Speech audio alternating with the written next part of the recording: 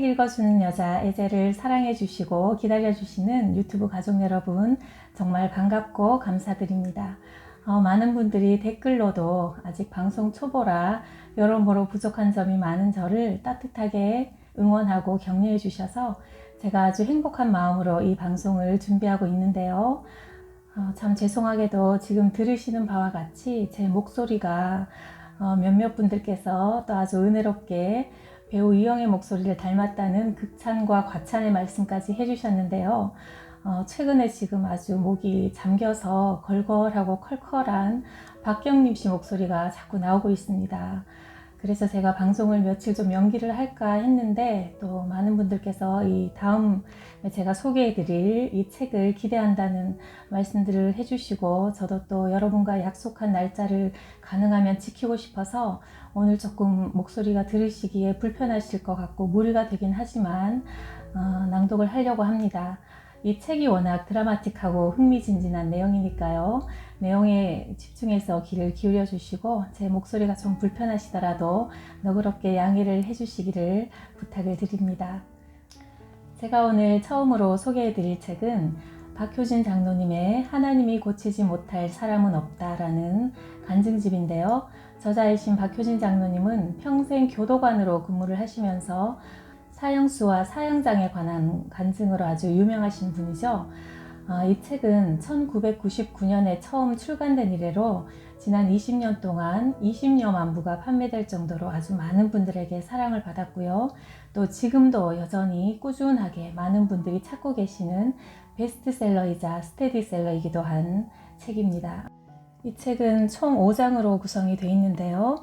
1장 사형수 정호성은 멀쩡하게 살던 사람이 어느 날 귀신에게 사로잡혀서 부모와 형수, 조카까지 일가족 5명을 살해하고 사형수가 되어버린 정말 믿기 힘든 그런 드라마 같은 실화입니다. 오늘 제가 읽어드릴 부분이고요.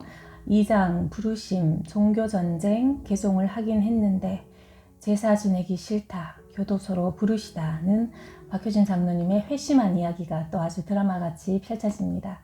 그리고 3장 충돌, 증오, 지옥에서 온 박주임, 뚫려 보이다, 네가 나의 성전임을 모르느냐, 거듭남.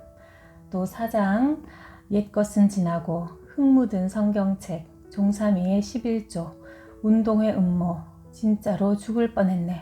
이런 이야기들은 교도소 안에서 벌어지는 또 기상천외한 이야기들이 아주 흥미진진하게 펼쳐집니다. 그리고 5장 사형장의 열린 문에서는 우리가 평소에 들어가 보기 어려운, 들어가 볼 수 없는 사형장 깊숙이 들어가서 인간으로서는 가장 무시무시한 장소라고 할 수 있는 이 사형장이 어떻게 천국으로 향하는 환희의 문이 될 수 있는가를 아주 생생하게 증언하고 있는 귀한 내용입니다. 네 죽을 준비 됐나? 하나님의 아들로 살러갑니다. 진작 사줄 것을 아름다운 사형수 영희 슬피 울며 이를 갈미 있으리라. 죄인오라 하실 때에 날 부르소서 라는 아주 묵직한 감동과 충격을 가져다주는 그런 이야기들인데요. 그 중에서 오늘은 첫 번째 이야기로 사형수 정호성을 한번 만나보겠습니다. 1995년 11월 어느 날 날카로운 전화벨 소리가 새벽의 정적을 깨고 울렸다. 서울구치소에 근무하는 후배 교도관 정집사의 전화였다. 장로님, 오늘 사형 집행이 있는데 오셔서 마지막 가는 형제들에게 기도해 주실 시간이 있겠습니까? 당시 나는 성동구치소 보안계장으로 근무하면서 사무관 승진 시험 준비에 막바지 박차를 가하던 중이었다. 늦은 나이에 공부한다는 심리적 부담도 컸고 설상가상으로 뚜렷한 원인도 없이 오른발 복숭아뼈에 심한 염증이 생겨 육체적으로도 괴로웠다. 정집사가 전화한 그날 나는 경찰병원에서 수술받기로 돼 있었다. 사형 집행이라고요? 누가 오늘 집행을 당한단 말입니까? 정집사가 더듬거리며 사형 대상자들을 열거해 나가던 중 호성이의 이름이 튀어나왔다. 나는 뒤통수를 후려맞는 듯한 충격에 잠시 아찔했다. 호성이가 틀림없습니까? 맞습니다, 장로님. 오실 수 있겠습니까? 호성이가 오늘 사형 집행 당한다는 말을 들으니 당장 서울구치소로 달려가고 싶은 마음이 간절했다. 그러나 한편으론 의사의 말이 귓전을 때렸다. 환자 양반 정말 공무원 맞아요? 세상에 이 지경이 되도록 대체 뭐 하다가 이제 왔습니까? 이 환부는 복합뼈 바로 옆인데 까딱 잘못하면 골막염으로 진행될 가능성이 큽니다. 즉시 수술하지 않으면 위험해요. 오늘이 바로 그 수술날인데 머릿속이 다시 복잡해졌다.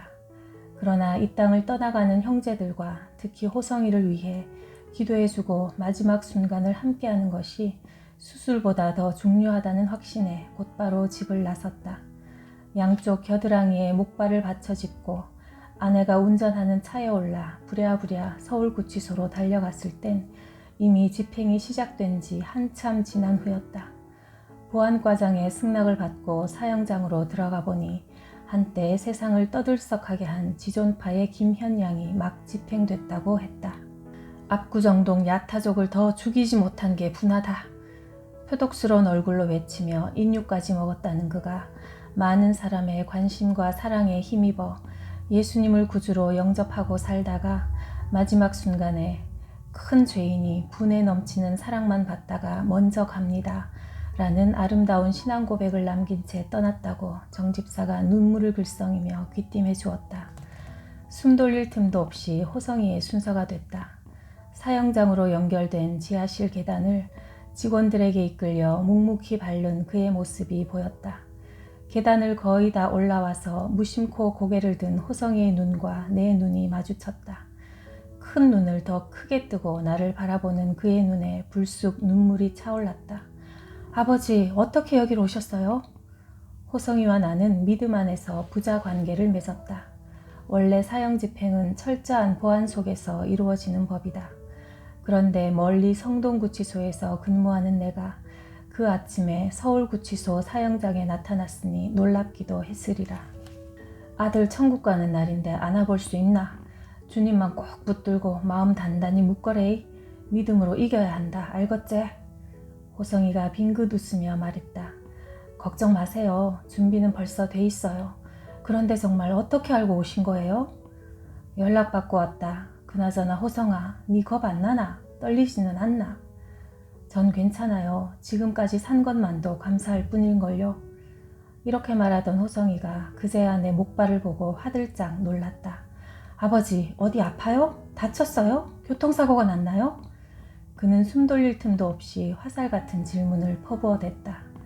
목발 짚은 내 양팔을 잡은 채 이리저리 살펴보며 안타깝게 묻는 호성이를 바라보고 있자니 마음에 울컥 뜨거운 것이 치밀었다. 이제 곧 밧줄에 매달려 죽음을 맞아야 하는 절박한 순간에 기껏 내 다친 다리 따위에나 신경을 쓰다니. 괜찮다. 조금 골맞을 뿐이야. 곧 나을 끼니 걱정 마레이. 나는 호성이가 눈치채지 못하도록 소매로 눈물을 훔쳐냈다. 이윽고 사형 집행을 위한 마지막 절차가 시작됐다. 지휘부의 맞은편 자리에 앉은 호성이를 향해 소장이 인정신문을 했다. 본인 여부를 확인하는 과정을 거친 후 각자의 신앙에 따라 종교의식을 가지고 유언하는 순서가 이어졌다. 사람이라면 누구나 극도의 긴장과 공포에 사로잡힐 자리임에도 호성이는 죽음의 두려움을 잊어버린 듯 평안하고 태연한 모습으로 오히려 모든 사람을 압도하고 있었다. 집행에 앞선 절차가 전부 마무리돼갈 무렵 소장이 마지막으로 종교 행사를 하겠느냐고 물었다. 그는 기다렸다는 듯 밝은 표정으로 네 하고 대답했다. 마지막 임종 예배를 드리기 직전 호성이는 바로 옆에 앉은 내 손을 꼭 잡으며 한 번 더 근심스레 물었다. 정말 아프지 않아요? 곧 낫기는 한데요? 아기처럼 천진난만한 표정으로 내 얼굴을 응시하는 그의 깊고 맑은 눈동자를 보며 내 기억은 거꾸로 돌아가는 시계바늘을 타고 그와의 첫 만남을 향해 내달렸다. 문민정부 출범 초기 정치, 사회, 경제, 문화 등 여러 분야에 대한 개혁과 사정 열풍이 한창일 당시 나는 서울구치소 생활지도계장으로 근무했다. 매일같이 입소하는 전직 국회의원, 장관, 장성, 기업체 대표 등 사회 지도층 인사들을 수용하고 관리하느라 밤낮 없이 뛰어다니다 보니 몸과 마음이 극도로 피곤했다.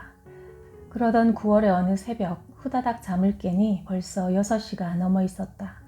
아이고 하나님, 명색이 장노락하면서 새벽 기도를 빼먹다니 죄송합니다. 나는 눈도 바로 뜨지 못한 채 엉금엉금 기다시피 책상 밑으로 들어가 대충이라도 기도를 때우려고 자세를 잡았다. 하나님 앞에서 한심하고 죄송해서 말도 제대로 나오지 않는 터라 대강 체면치레의 기도로 마무리할 생각이었다. 그런데 평소에 좀처럼 체험할 수 없었던 엄청난 감동이 위로부터 온몸을 휘감는 게 아닌가. 지금까지 나름대로 열심히 신앙생활을 한다곤 했지만 웬만해선 맛보기 힘든 성령님의 충만한 임재였다. 나는 영혼을 뒤덮는 벅찬 기쁨에 오히려 어리둥절했다. 혹 예배 시간이나 깊은 기도 중이라면 모르겠거니와 늦잠을 자다 말고 엉거주춤 엎드려 있는 상황에서 이런 크나큰 은혜를 부어주시다니. 어쨌든 이 기막힌 은총이 나를 포근하게 뒤덮자 뜨거운 눈물이 양 볼을 타고 흐르기 시작했다. 정말 별난 아침이었다. 이 어마어마한 은혜의 분량을 보아하니 오늘은 틀림없이 귀한 영혼을 구원하는 대역사가 있겠구나. 비록 정도엔 차이가 있지만 평소에도 이런 특별한 체험을 주신 날엔 어김없이 놀라운 전도의 열매가 맺히곤 했기에 이날은 하나님께서 보통 때보다 더 기뻐하실 일이 일어나리란 확신을 가지고 출근길에 올랐다. 오늘은 특히 더 조심해야지. 악한 영들이 먼저 알아차리고 내 혈기를 일으켜서 하나님의 일을 방해하려고 할 게 뻔하니 내사 오늘은 뭐든 꾹 참는 날이다. 그러나 출근하여 자리에 앉자마자 밀린 보고서가 본물처럼 쏟아졌다. 컴퓨터 앞에서 자판이 부서지도록 손가락을 놀리면서도 내 마음은 하나님이 이루실 거대한 사건에 집중돼 있었다. 그러나 종일 이어지는 일들. 머릿속엔 아침에 주셨던 은혜의 신호가 끊임없이 맴도는데 별다른 사건 하나 없이 벌써 밖은 어둑어둑해졌다. 전도는커녕 기도 한 번 못한 채 패방 시간이 지나버렸다. 어느덧 밤 9시를 가리키는 시계를 보니 정말 허탈했다. 하나님도 실수하실 때가 있나? 아침부터 설레도록 기다렸던 대역사는 끝내 일어나지 않았다. 허전한 마음으로 퇴근 준비를 하며 주섬주섬 서류들을 챙기는데 밖에서 소란스러운 발자국 소리가 들려왔다.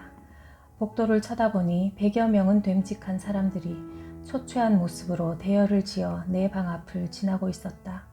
서울 국립호텔 무료 투숙객들이 그날도 변함없이 들어오는 중이었다. 저마다 고개를 숙인 채 앞사람의 어깨에 손을 얹고 마치 기차놀이 하듯 줄지어 걸어가는 신입 재소자들을 바라보며 나는 속으로 혀를 찼다. 쯧쯧, 뭐 때문에 죄를 짓고 저런 모습으로 들어오노? 지 한 몸 고생하는 것도 애탈 일인데 가족들 가슴에 대못까지 박아놓고. 매일 반복되는 신입 행렬이기에 새삼스러울 것도 없는지라 별 관심 없이 다시 책상 위로 눈길을 돌리는 순간 뭔가 평소와는 다른 모습 하나가 불쑥 눈앞을 스쳐가는 게 느껴졌다. 얼른 고개를 들어 문 쪽을 쳐다봤으나 이미 아무도 보이지 않았다. 하지만 직원 서너 명이 한 사람을 에워싸서 데려가는 모습이 내 망막에 선명한 잔상으로 남아있었다.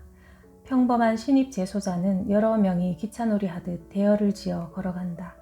그러나 저런 식으로 유독 한 사람을 따로 호송할 땐 특별한 이유가 있는 법이다.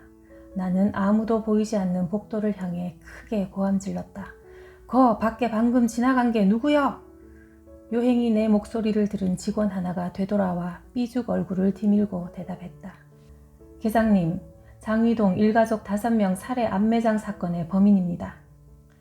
며칠 전 서울 성북구 장위동에서 친부모와 친형, 형수, 조카 등 5명을 죽여서 집 마당에 암매장했다는 끔찍한 사건 보도를 접하고 전율을 금치 못한 적이 있었다. 그런데 바로 그 장본인이 여기 온 것이다. 갑자기 온몸이 긴장으로 팽팽해졌다. 오늘 아침 그렇게 놀라운 은혜를 주신 이유가 혹시 이 사람 때문은 아닐까? 이리 데리고 와 보소. 신입실로 향하던 그가 직원들에게 이끌려 내 사무실로 들어왔다. 자그마한 키, 곱슬진 머리, 큰 눈망울 외인 뚜렷한 특징이 없는 그를 보며 나는 적잖이 놀랐다. 교도관이라는 직업 특성상 수많은 범법자를 대하다 보면 웬만한 범죄형은 직감으로 알아차릴 수 있다.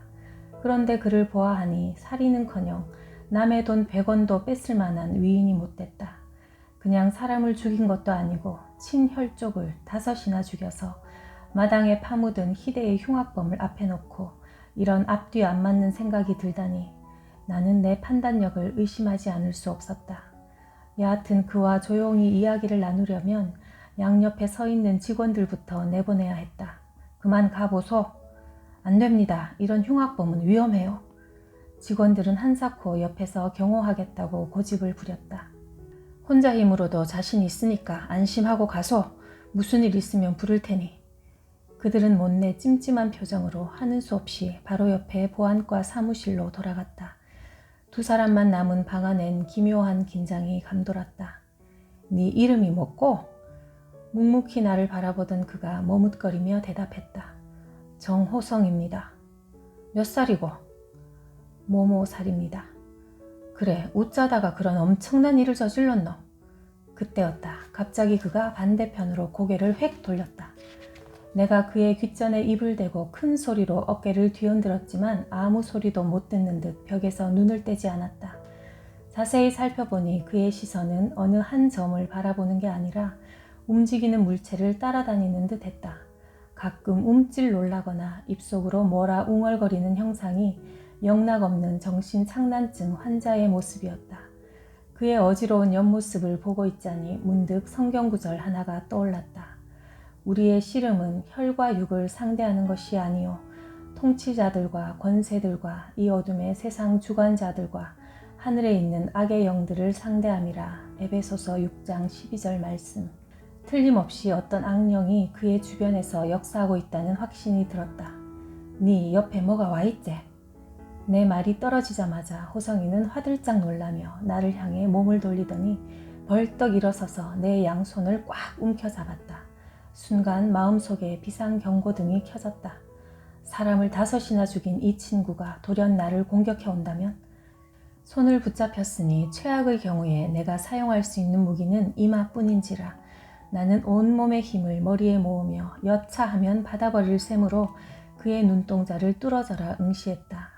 그러나 뜻밖에도 그의 눈엔 공격의 빛은커녕 오히려 물기가 배어났다. 아, 아저씨가 어떻게 그걸 알아요? 상상치 못한 호성이의 반응이 당황스러웠지만 나는 짐짓 태어난 척 대답했다. 보이진 않지만 느낄 줄은 알제. 내가 예수 믿는 장로인데 잘 알고 말고 우선 이 손 좀 놓고 앉거라. 엉거주춤 자리에 앉은 그의 볼이 밀려 나오려는 울음으로 실룩댔다. 경찰서에서 전업 얘기를 했지만 아무도 믿어주지 않았어요. 검찰에서 조사받으면서도 말했지만 모두 나를 정신병자 취급만 했는데. 그는 울음을 터뜨렸다.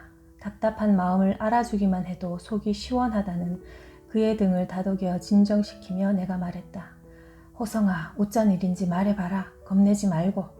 이 세상 사람들이 다 니를 안 믿어준다 해도 나는 믿을게. 자리에 앉아 훌쩍거리던 그가 비로소 입을 열고 어디서도 들어본 적 없는 기막힌 이야기를 꺼내놓았다. 공부는 많이 못했지만 천성이 어질던 그는 어떤 여자를 만나 동거하게 됐다. 변변한 직장 없이 살다 보니 경제 사정이 어려워 자주 부모의 도움에 의지할 수밖에 없었는데 시간이 갈수록 냉대를 받았다. 여의치 않은 사정에 짜증이 떠나지 않던 어느 날 난생 처음으로 호성이는 무시무시한 체험을 했다. 살인을 저지르기 3일 전 돌연 이상한 물체가 나타난 것이다. 어찌 보면 머리를 풀어헤친 여자 같기도 하고 또 어떻게 보면 괴상한 짐승 같기도 한 두 모습이 흐늘흐늘 겹쳐진 형체였다. 이것이 밤낮 가리지 않고 비웃는 듯한 표정으로 그의 주변을 빙글빙글 맴돌았다. 밥을 먹을 때도 길을 갈 때도 화장실에서조차 떠나지 않을 뿐 아니라 그의 뒤쪽에 있을 때도 훤히 보이도록 따라다녔다.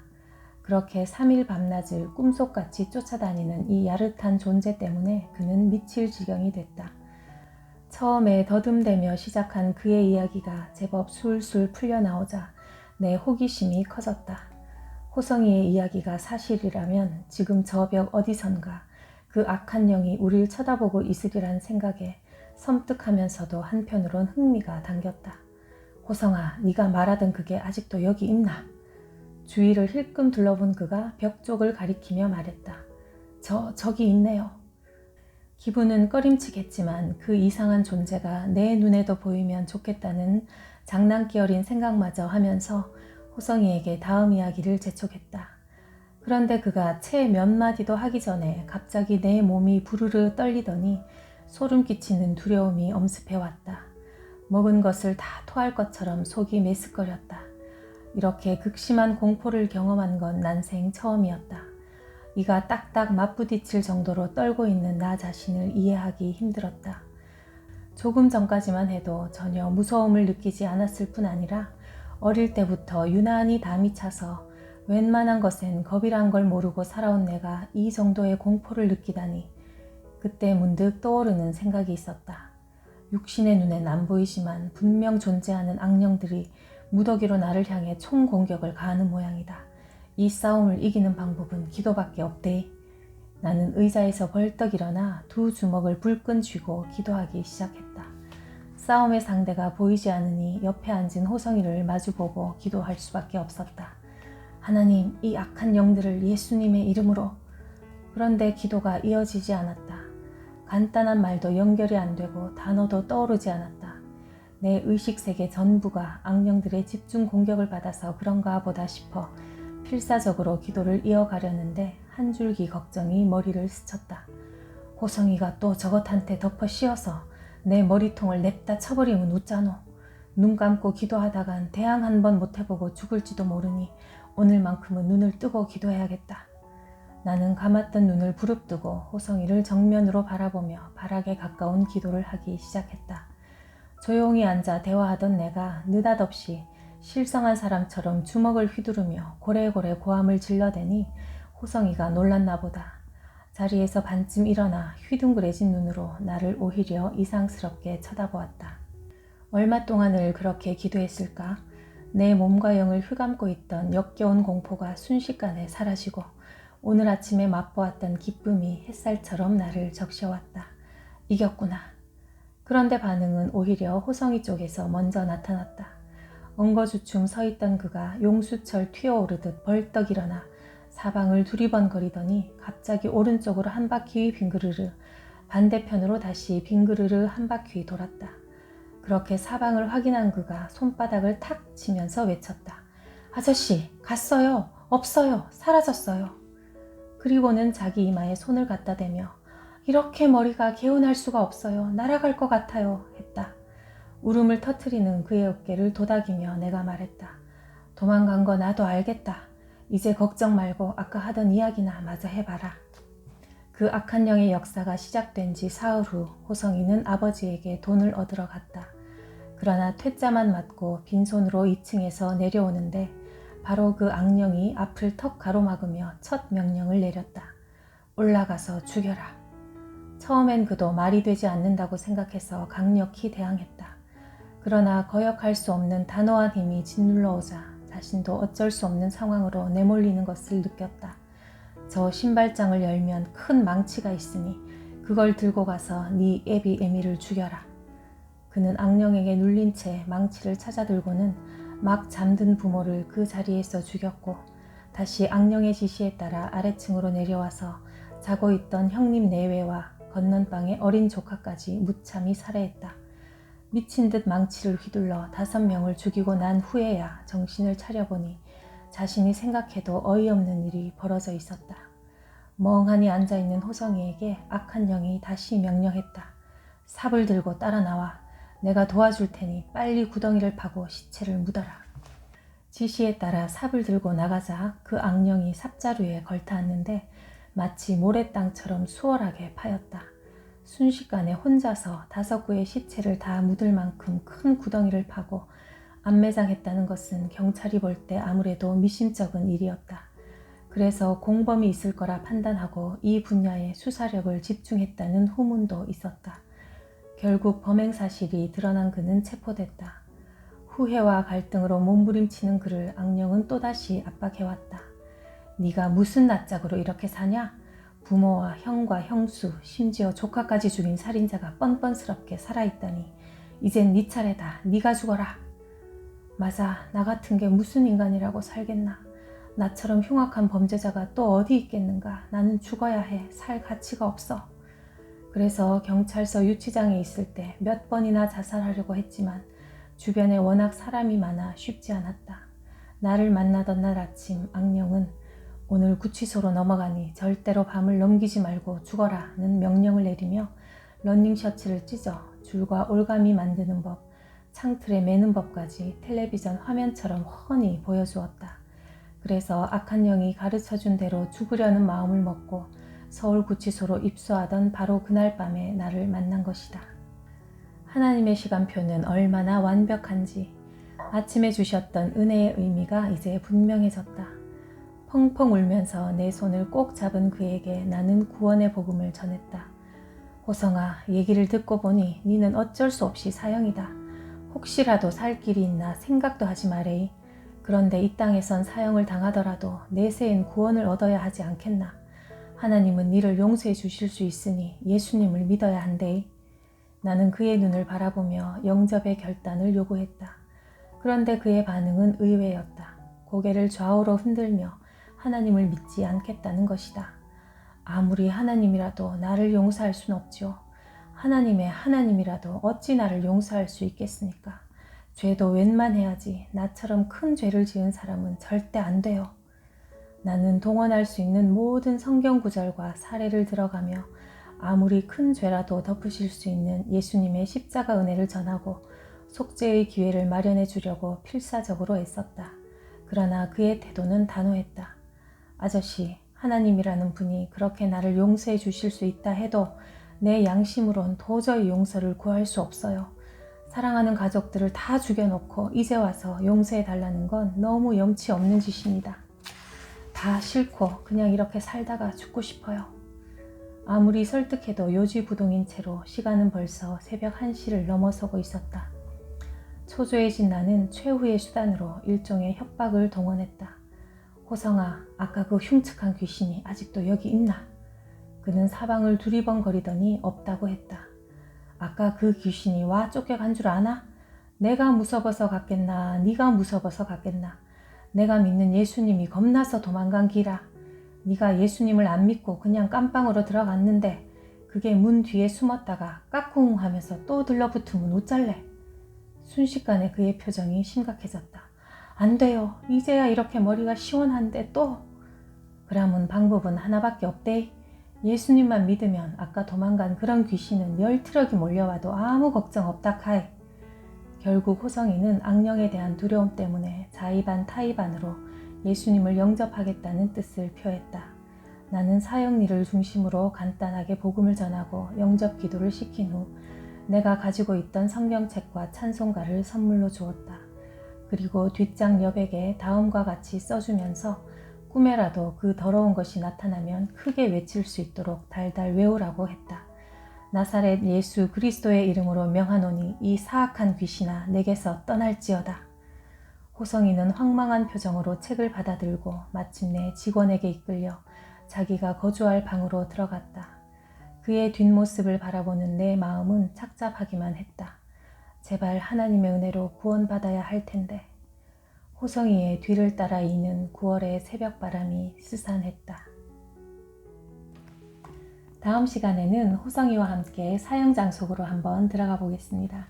평범하게 살던 사람이 악한 귀신에게 사로잡혀서 부모, 형제, 형수, 조카까지 죽이고 느닷없이 하루아침에 사형수가 돼버린 그런 정말 가슴 아픈 이야기였는데요. 그러나 이 호성이가 감옥에서 하나님을 만나고 예수 그리스도를 영접한 다음에 그 무시무시한 사형장의 밧줄 아래서도 아주 밝고 환한 모습으로 천국으로 들어가는 그런 감격의 현장이 펼쳐집니다. 정말 박효진 장로님께서 아주 특유의 필체로 정말 눈앞에서 보는 것처럼 너무나 생생하게 묘사를 잘 해주셨는데요.